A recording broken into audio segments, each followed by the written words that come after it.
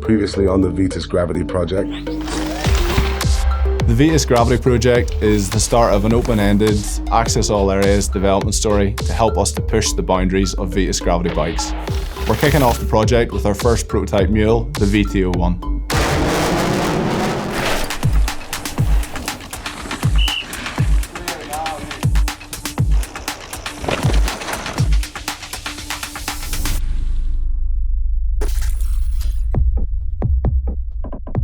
Obviously, Redbull Hardline is one of the craziest and hardest events out there. And when you build a bike that's fit to take it, you're pretty confident that you're going to be able to then have a bike ready to take anything else. We're here with the VT01 and supporting our athletes, Kyle Strait, Joe Smith.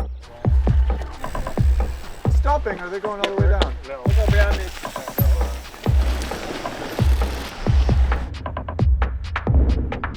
Go. Get it. It's on grass, but it's okay. Way too far away. Right now for this event, it's very heavily kind of downhill oriented. So I went with a 29 front end. Proto Boxer, I went up quite a bit in pressure actually. Was real surprised at that. I'm running like 185 in the front, 2 tokens. So in the back here, we have it set up for this weekend. I'm running 450 chainstays. You know what, I'll be running probably a little bit shorter in on a non-downhill kind of racetrack. Luckily for me, I have a shorter rear end for rampage type riding or more jump oriented stuff. We'll be testing that later on. For now, I'm set up in 450, 27.5 wheel, 29 front. I'm running at 6 mil adjust forward. So wanted my reach a little bit longer for this event. I'm running my bottom bracket in the high setting and progressive. We're testing out different areas of where we want it and where we should go from here. Kind of just want to know how many are in because I've never even opened it. So I kind of want to know where it's at and maybe I'll put pressure back in. Yeah. If I'm like pretty deep in it already, I'm like, oh yeah, let's put some more in and we'll do maybe a little more pressure. Yeah, we'll just keep everything as is then. He's done big jumps before, and he's raced downhill World Cup back in the day as well. So I think it'll be fine. He didn't seem too phased by like the big stuff at the top. I think if anyone knows how to kind of go about learning jumps and kind of the process, it's probably him. Yeah, just trying to loosen up a little bit before we try and hit some, hopefully a session this afternoon, and then be prepared for tomorrow. I'm riding similar setup to what I had last year, spring rate wise, and then like tire pressure and stuff. So that's the main things, and then it's just fine tuning it really from there, just like compression settings and stuff. It feels really good, like supportive and stuff, but it's really not the best place for getting a good feel for what your bike's doing. Hopefully once we've done all the jumps, which we're pretty close to doing now, I think I've only got 1, maybe 2 left to do. And you can start kind of trying to get comfortable on the rest of the track, and then that's when you, I think, kind of get more of a feel for the bike and what it's doing. So. I felt like I was sitting a little bit deep in the travel on some of those like hard pops. So we'll test out a different tune and go from, oh dude, I even like put like 10, 15 more PSI on my fork, something like that. So really getting a good idea of where I want to be on settings, especially like whether it's swirly like rough rock sections or like big jumps. So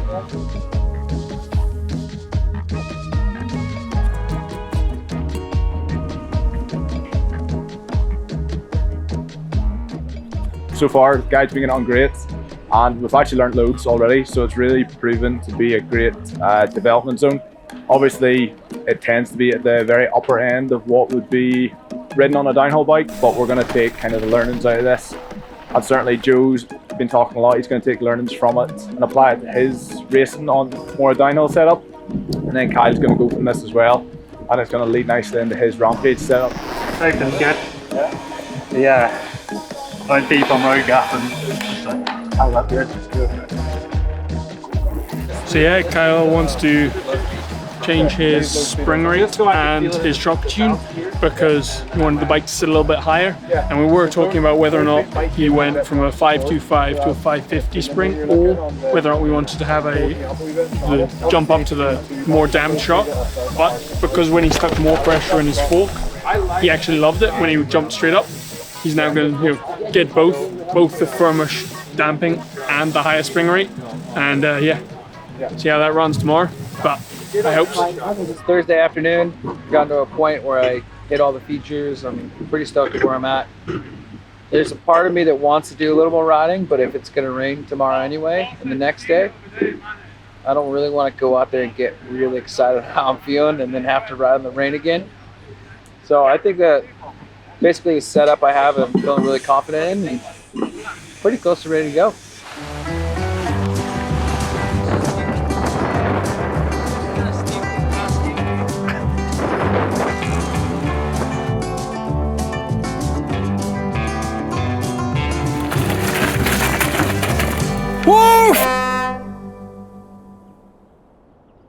This is definitely no-go. Yeah. This, haven't seen yet. I just need to get into the landing to see if it's like, this looks a little scary. Like it's fine coming in, but if you had to do your like last little bit of braking in here.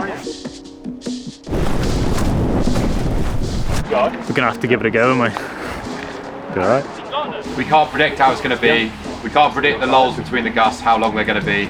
So it's just going to, everyone just needs to be on it and prompt in the morning, and we see where we are. Man, we got up super early this morning to try and hopefully get a lap in. Did a side check lap. It was wild. There was like breaks in between to try new features, but if you were trying to do a full run, it was just super dangerous, gnarly. That was definitely one of the wettest runs that I've tried to ride.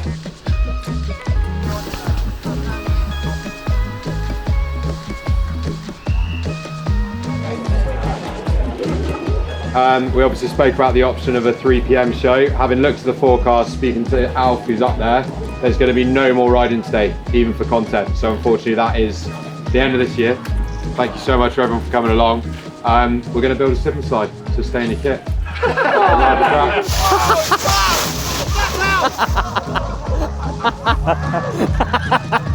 was 100% the right decision.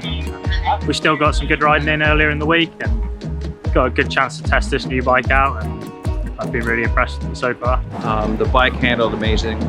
Even for like today's run, it was insanely wet, just like gnarliest conditions you could think of. The bike handled really well. I'm really stoked on where we're at on the process. We've been going through it, and yeah, stoked to switch the rear end out, get that short one on there, and start testing it in Whistler 27.5. On the next episode of the Vitus Gravity Project. I'm Callum Morris. We're here at Fort William racing the Junior DH World Championships. After Val Soul getting 15th, I was like, really want to push on, try getting the top 10 now.